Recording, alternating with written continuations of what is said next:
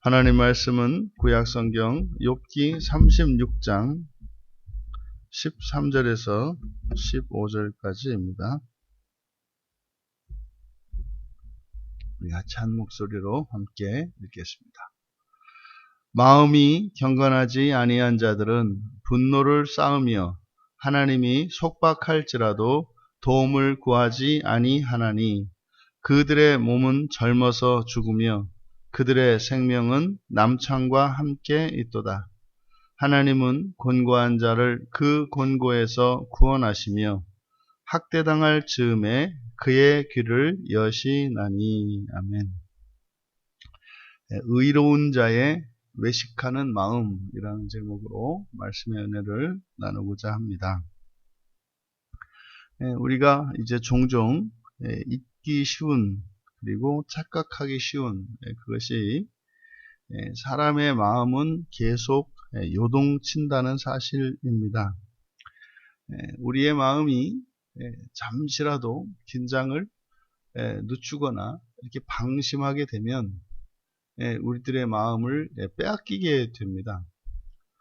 그래서 우리의 마음의 상태를 가지고 자신을 이렇게 판단하려 한다 하거나 판단하거나 또 다른 사람들의 행동이나 태도 이것을 보고 그 사람을 판단하려고 하는 것은 참으로 어리석은 일이 아닐 수 없습니다. 왜냐하면 계속 요동치기 때문입니다. 그래서 의로운 자라 할지라도 그의 마음은 여전히 요동치기 때문에 악한 자처럼 보일 수도 있고 또 반대로 악한 자라 할지라도 의로운 자처럼 볼 수가 있는 것이 사람인 것을 우리가 잊지 말아야 합니다. 여기서 마음이 경건하지 아니한 자 이렇게 이제 말씀라고 되어 있는데 이것은 이제 바로 앞에 의인에 대한 설명에서 쭉 이어지는 것입니다. 그 의인이라 할지라도 의인의 마음이 경건하지 아니한 때 마음이 경건하지 아니하면 이렇게 되는 겁니다. 여기서 이제 경건하지 않다라고 경건하지 않은 이라고 번역한 말이 이제 하네프라고 하는 말인데 이 하네프를 이제 구약 성경에 있는 이 하네프를 70인역에서 이것을 번역할 때 히포크리테스 그러니까 외식하는 자, 외식하는 이라고 번역을 합니다. 그래서 신약 성경에 외식하는 자 그때 외식하는 이라고 하는 이 말이 이 뜻이 여기에 경건하지 않은 이라고 번역한 하네프의 뜻이다 이렇게 이해를 하면 됩니다. 그러니까 의로운 자의 마음이 외식할 때 이런 거죠. 의로운 자의 마음이 의로운 자가 그 마음이 외식할 때 그럼 이제 어떤 일이 일어나는가? 첫째로 분노를 쌓는다. 여기서 분노를 쌓는다는 것은 화를 낸다는 거예요. 분노를 두다. 이렇게 숨 이렇게 되어 있거든요. 그러니까 화를 낸다는 거예요. 그러니까 자기 마음에 화를 둔다. 그러니까 화를 낸다 이 말이에요. 화를 낸다. 그 다음에 두 번째로 하나님이 속박할지라도 도움을 구하지 아니하니. 여기서 하나님이 속박한다라고 하는 이것은 이제 8절의 말을 이야기하는 겁니다. 8절에 족쇄에 매이거나 이렇게 되어 있지 않습니까? 여기서 이제 매이거나 아사르 이게 이제 똑같은 말이거든요. 그러니까 어려움에 처했을 때를 말하는 거예요. 그 어려움에 처해 있을 때 도움을 구하지 않는다. 그러니까 어려운 중에도 도움을 청하지 않는다는 거예요. 그러니까 이게 이제 이성적으로 생각을 하면 말이 안 되는 소리거든요. 이렇게 도움을 얻을 수 있는 누군가가 있을 때 어려움에 처해 있으면 뭐 당연히 도움을 청해야 되지 않겠어요? 더더군다나 나를 도와줄 전지전능한 능력이 있을 뿐만 아니라 언제든지 도울 마음이 있는 나를 사랑하고 아끼는 자예요. 그러면 사실은 우리가 어려움을 만나는 거에 대해서 귀찮아할 수는 있겠습니다만 그걸 막 두려워하고 걱정할 필요는 없는 거거든요. 왜요? 아니, 전능한 분이 언제든지 나를 도와주겠다는 약속이 있으니까 도움을 청하면 된단 말이에요. 그러니까 어려움을 만나는 일이 번거로울 수 있고 싫을 수는 있습니다만 그게 뭐 굉장히 두렵거나 그거로 인해서 뭐 나의 일상이 무너질 정도로 뭐 이렇게 그럴 이유가 전혀 없거든요. 그런데 이거 왜 그래요? 예, 무조건 도움을 청하는 것이 아니라 돕지 않을 수도 있기 때문입니다. 이게 사람의 마음이 이 외식함이 얼마나 심하냐면 그럼 일단 어려움에 처하면 일단 도움을 구해서 어려움에서 벗어나면 될 일인데 도움을 구하기가 싫어서 더 큰 어려움 속으로 더 깊은 어려움 속으로 들어가는 게 사람의 마음이에요. 이것이 그래서 마음이 외식한다라고 하는 이것의 결정적인 원인은 거짓 감정입니다. 이 거짓 감정이라고 하는 것은요, 손해가 되는데도 손해를 무릅쓰면서 그 일을 하죠. 자기의 생명이 위험한데도 불구하고 그 일을 그냥 하죠. 이게 광기와 무모함이 죄의 특성이라고 그랬지 않습니까? 이 거짓 감정이 그래요. 그래서 결국은 나의 생명을 태우고 나의 인생을 허비하게 만드는 것이 이 거짓 감정이요. 이게 우리가 뭐 이거를 죄라고 이야기합니다만 구체적으로 들어가 보면 그 죄의 실제적인 구체적인 진실은 거짓 감정이거든요. 그러니까 그것이 내 감정이기 때문에 결단코 그것이 나와 분리되어야 할 죄라고 생각이 안 드는 거예요. 그러니까 이 거짓 감정은 하나님을 오해하기 때문에 그래서 하나님께 도움을 청하지 않는다는 거예요. 이게 지금 우리말 성경에서처럼 뭐 마음이 경건하지 아니한 자가 아니라 의로운 자의 마음이 외식하게 되면 이렇다 이 말이에요. 외식한다는 게 뭡니까? 사실은 그렇지 않은데 그런 것처럼 행동하는 게 외식이잖아요. 그러니까 사실상 예수님을 믿는 그리스도인들은 절대적인 절망이나 절대적인 슬픔이나 절대적인 이런 건 없는 거거든요. 이미 예수를 믿는 순간 그런 건 없어진 거예요. 다 시한부입니다. 두려움도 외로움도 슬픔도 그 모든 것이 결국에는 사랑으로 다 바뀔 거거든요. 그게 시한부예요. 그게 약속이에요. 그게 구원이에요. 근데 그것이 현재적으로는 아직 이루어지지 않았을지라도 그 소망을 가지고 있어야죠. 그러니까 이거는 될 수도 있고 그렇지 않을 수도 있는 게 아니에요. 그것은 이미 이루어진 것이라니까요. 그러니까 그 믿음을 붙들고 인내하면 되는데 이놈의 이 거짓 감정이라고 하는 것이 소망도 집어던지고 믿음도 집어던지고 사랑도 집어던지고 내가 뭐 말은 안 했지만 네가 이럴 줄 알았다. 언젠가는 이런 날이 올 줄 알았다. 이렇게 하는 거죠. 이게 마음의 외식이 만들어내는 황당한 일입니다. 이어 세 번째로 그들의 몸은 젊어서 죽으며 여기서 이제 젊어서 죽는다 할 때 이 젊어서 노아르인데 이게 이제 어린 시절 어른 때 젊음을 말해요. 근데 전치사와 함께 쓰여서 젊은 때, 젊음의 때, 젊은 중에 뭐 이러거든요. 그러니까 힘이 있을 때 죽는 것을 말해요. 그러니까요. 애석한 죽음입니다.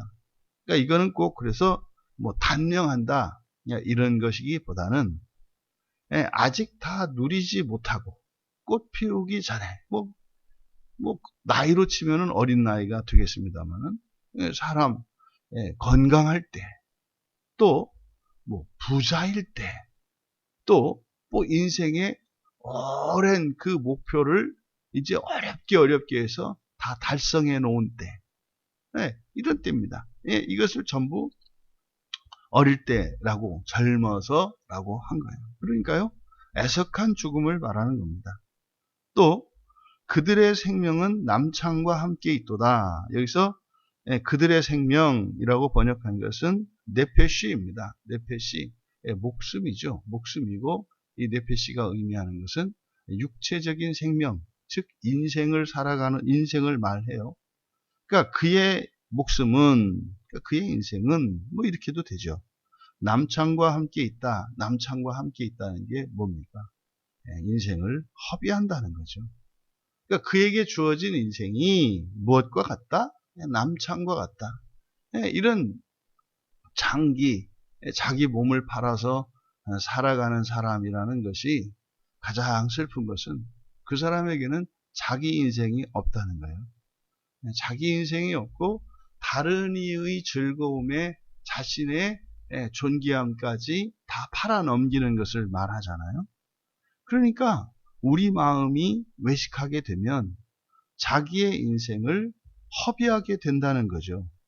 그러면요, 결국 젊은 때 죽고 창기와 함께 살아가는 인생을 이렇게 허비하게 되면은 결국은요, 잘 죽을 수가 없다는 거예요. 인생을 마칠 수가 없다는 거예요. 그러면은요, 의로운 자라 할지라도 그 마음이 외식하게 되면 결국은요, 인생을 온전히 잘 마칠 수 없단 말이죠. 곳곳에 이렇게 택함을 받은 자들, 의로운 자들의 멸망에 대한 경고가 곳곳에 있지 않습니까? 그러니까 여기에서도요, 의로운 자도 그 마음이 무너지면, 그 마음이 더럽혀지면 이렇게 될 수 있다라고 얘기를 하는 거예요. 앞에서 이야기했지 않습니까? 의로운 자에게 약속되어진 것이 뭐라고요? 흔들림 없는 것은 사후라니까요. 사후. 그러기 위해서 어떻게 해요? 열심히 잘 살아야 돼요. 그런데 그것을 방해하는 게 뭐라는 거예요? 사람의 마음이라는 거예요. 근데 이 사람의 마음이요, 잘못된 게 아니라 외식하는 거라고요. 힘들면 힘들다. 감사하면 감사하다. 두려우면 두렵다. 고하면 될 일입니다. 그런데 우리의 마음이 외식하게 되면 반대로 한다고요. 반대로 한다고요. 그래서 어떻게 해요? 하나님께서 도와주실 것인데 그 도움을 받지 않는다고요. 이제 그 뒤에 이어지는 내용을 보니까 외식하는 자의, 그러니까 의로운 자의 마음이 외식하게 되어서 이런 결과를 만들어냅니다만 사실 그럴 필요가 전혀 없다는 것을 다시 한번 밝힙니다. 그래서 15절에서는요. 하나님이 지금 이 외식하는 자가 몸부림을 하고 있는데 그 옆에 계신 하나님이 어떤 분이신지 하나님에 대해서 설명을 하는데 하나님은 곤고한 자를 그 곤고에서 구원하시며, 여기서 구원한다, 할라츠, 끄집어낸다는 뜻이에요. 그가 현재 처해 있는 어려운 상황에서 그를 이끌어내고 끄집어내신다는 거예요. 하나님의 전능하신 오른팔로 끌어내지 못할 일이 없죠. 또 학대당할 즈음에 그의 귀를 여시나니, 여기서 학대당할 즈음이라고 하는 것은 뭐뭐 중에, 그래서 억압받는 중에입니다. 억압받는 중에, 그러니까 억압받을 때 그의 귀를 여신다. 이거는요, 고통 가운데에서 나오는 탄식 소리를 들으시고 도우신다는 뜻이죠. 그러니까요, 지금 엘리후는 말도 안 되는 이런 상황을 욥에게 보여주는 거예요. 욥이 그렇게 난리를 치고 하나님을 원망하고 인생을 저주하던 그때에 하나님이 바로 옆에 계셨고, 네가 하나님에게 당신이 하나님께 도움만 청했더라면 하나님께서 당신을 거기에서 구출해 주셨을 텐데, 또 이미 당신이 겪는 그 고통을 하나님이 다 들으시고 그걸 당장이라도 도우려고 준비하고 계시는데 뭐 했다? 도와달라고 하지 않았다는 거예요. 여러분, 이게 이 세상이 끝날 때까지 계속 일어나는 일입니다. 우리가 가만히 생각을 하면 이런 어려움과 고통, 고난을 만나게 되면 그것을 즉각 벗어날 수 있도록 하나님께 구하면 될 일인데 우리의 마음이 외식함으로 그렇게 할 수 없게 만든다는 거예요. 그래서요, 의인이라 할지라도 사는 동안 전혀 의롭지 않은 자와 같이, 뿐입니까? 죽어서도 의인으로서는 전혀 겪을 필요가 없는 그런 지옥의 고통을 스스로 이 마음의 외식함으로 인해서 그것을 겪게 된다는 것을 가르쳐주고 있습니다. 예수를 믿고 우리가 의로운 자가 되었죠. 하지만 우리의 마음이 아직 의롭지 않습니다. 우리의 마음은 계속 외식한다는 것을 잊지 마셔야 합니다. 그래서 우리의 마음속에서 떠오르는 여러 가지 생각들, 그것은 언제든지 조작될 수 있다고 하는 사실을 기억해야 합니다. 그래서 그 대표적인 주범이 거짓 감정이잖아요. 여러분, 우리가 그리스도인 되는 순간, 내가 그리스도인 된 그때부터 나는 언제나 모든 사람을 다 사랑합니다. 내가 그리스도인 된 그 순간부터 이 세상의 모두는 나를 사랑합니다. 이건 여러분들이 세뇌를 시키셔야 돼요. 하나님 안에서 일어난 놀라운 변화예요. 그런데요, 그걸 느끼지 못합니다. 느끼지 못합니다. 성경 말씀이 참일까요? 내가 느끼고 내가 내리는 판단이 참일까요? 그러면 다 성경이라고 해요.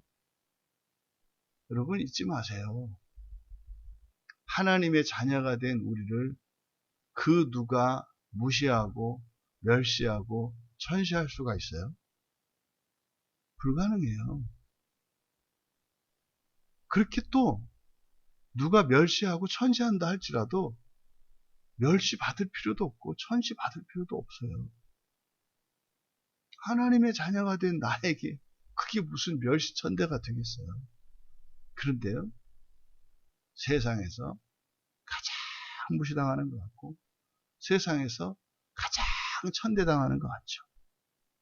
여러분 잊지 마세요. 우리가 예수를 믿고 세례를 받는 순간 우리에게 주어지는 신분의 변화와 존재의 변화라고 하는 것은 이 세상이 그 무엇으로 설명할 수 없습니다. 되어가고 있는 중이지요. 아직은 미완성이지요. 시간이 필요합니다. 그 이유는요, 온 세상과 함께 나를 구원하시기 때문에 그렇다니까요. 그 어떤 경우에도 우리의 외식하는 마음을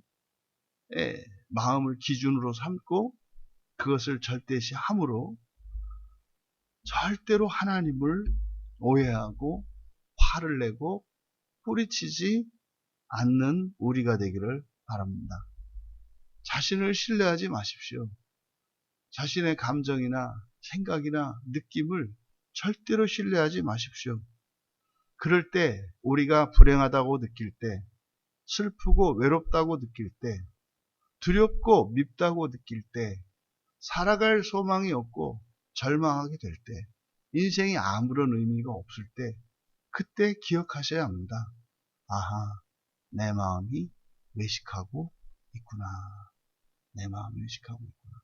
그때 우리는 거짓 감정이 만들어낸 허구라고 하는 사실을 기억해 내시고 선하신 하나님을 믿으며 소망하시기 바랍니다. 그래서 거기에서 구원하시는 하나님의 은혜를 경험하게 됩니다. 어떻게 그렇게 하냐고요? 그냥 하면 됩니다. 안 된다고요? 거짓 감정을 붙들고 있기 때문입니다. 그러면요, 당사자 입장에서는 안 되는데 어떻게 하라고 하는 말입니까? 뭐 이렇게 이야기할 거예요. 그래서 그러할 때, 그러한 곤고한 중에, 억압받는 중에 반드시 기억해야 할 것. 첫 번째는요, 믿음으로 그 상황에서 벗어나기로 결단하는 겁니다. 대부분 도깨비불에 홀린 것 마냥 그런 상황에 처하면 거기서 뱅뱅 돌고 방황하고 즐깁니다. 그러니까요, 그때는 일단 모든 걸 멈추고 눈을 딱 감고 거기에서, 그 상황에서 벗어나기로 먼저 결단을 해야 됩니다. 근데 그러지 않은 상태에서 계속 돌아다녀요. 그러니까 밤길에 동서남북 방위도 모른 채 그냥 미로석을 헤매는 것과 같아요. 거기는 우리 힘으로 벗어날 수가 없어요. 이미 외식하는 마음에 사로잡혀서 거짓 감정에 붙들린 상태에서는 절대로 못 빠져나옵니다. 이거는 절대예요, 절대. 왜냐하면 참과 거짓을 분별하지 못하기 때문에 살 길을 죽을 길로 알고 죽을 길을 살 길로 알게 되거든요. 외식하는 마음이 그렇게 만들어내는 거예요. 그래서 일단 그런 상황에서는 이 상황에서 벗어나겠다. 요 결단이 중요합니다. 이 상황에서 벗어나겠다. 이게 결단이 안 되면 안 되는 거예요. 이 결단을 해야 하나님이 불러주시고 하나님께서 인도하시는 성령의 인도하심을 느낄 수가 있어요. 결단하기 전에는 하나님의 음성이 안 들립니다. 성령의 인도하심이 느껴지지 않습니다. 그래서 이 상황에서 나는 벗어나겠다. 벗어나야 할 텐데가 아니에요. 벗어나겠다. 이렇게 결단하고, 감정의 두 번째로 해야 될 일은 감정에 휘둘리지 말고 지성을 작동시켜야 합니다. 지성을 작동시켜야 돼요. 지성을 작동시킨다는 게 뭐예요? 성경을 읽는 거고요. 설교를 듣는 거고요. 그러니까요, 이 상황 자체를 내가 통제할 수는 없죠. 하지만 성경을 읽고 설교를 듣는 일은 통제할 수 있습니다. 왜요? 그건 하던 일이니까. 상황과 상관없이 성경을 읽고 설교를 듣는 일은 통제할 수 없는 일임에도 설교 듣는 일은 통제할 수 있는 일임에도 불구하고 그 상황에 처하면 마치 할 수 없는 것처럼 느껴집니다. 무슨 말이에요? 성경을 읽어도 눈에 안 들어온다 이 말이에요. 설교를 들어도 귀에 안 들어온단 말이에요. 이게요, 마음이 외식하기 때문에 일어나는 일이에요. 그런데요, 이거는 내가 할 수 있는 일이에요. 어떤 경우에라도 설교를 듣고 그 말씀을 깨닫고 성경을 읽고 깨닫는 일은 언제든지 할 수 있는 일이에요. 그리스도에는. 그런데요, 그런 상황이 되면 안 되는 것처럼 느껴요. 그러니까요, 이 상황 자체를 바꾸는 것은 불가능하죠. 그런데요, 성경을 읽고 설교를 듣는 일은 가능한 거예요. 근데 이것이 결단할 때라야 들리지 않는 설교를 반복해서 듣고 깨달아지지 않는 성경을 반복해서 읽음으로써 하나님의 말씀이 깨달아지고 들려져요. 그러면 마치 장마 속에 먹구름이 싹 물러나고 그 사이로 햇빛이 쫙 비치는 것처럼 마음이 열리기 시작을 합니다. 그래서 그런 상황 속에서는 결단하고 지성을 작동시켜서 성경을 읽고 설교를 듣는 것이 중요하다. 왜요? 우리의 마음이 변하면 환경이 바뀌거든요. 비로소 우리의 지성을 통해서 하나님이 구원하시는 그 지혜와 교훈을 우리가 알아들을 수 있어요. 그럼 그것이 우리의 마음을 가라앉혀요. 그래서 벗어날 수 있는 겁니다. 여기서 우리가 통제할 수 있는 것이 우리의 지성입니다만, 이미 거짓 감정에 사로잡힌 상태, 마음이 외식하고 있기 때문에 다 왜곡되어 있거든요. 죽어도 안 될 것 같고 절대로 안 들릴 것 같아요. 그래서요, 마지막으로 해야 되는 것이 절대로 포기하지 말고 인내하라는 거예요. 그러면 깨닫게 되는 게 아니에요. 하나님이 도우세요. 하나님이 도우세요.